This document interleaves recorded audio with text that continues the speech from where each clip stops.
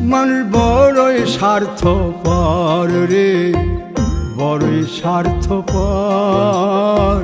বুকের মাঝে জায়গা দিলে যতন কইরা ভাঙ্গে রে অন্তর। মানুষ বড়ই স্বার্থপর রে, বড়ই স্বার্থপর। বুকের মাঝে জায়গা দিলে যতন কইরা ভাঙ্গে রে অন্তর।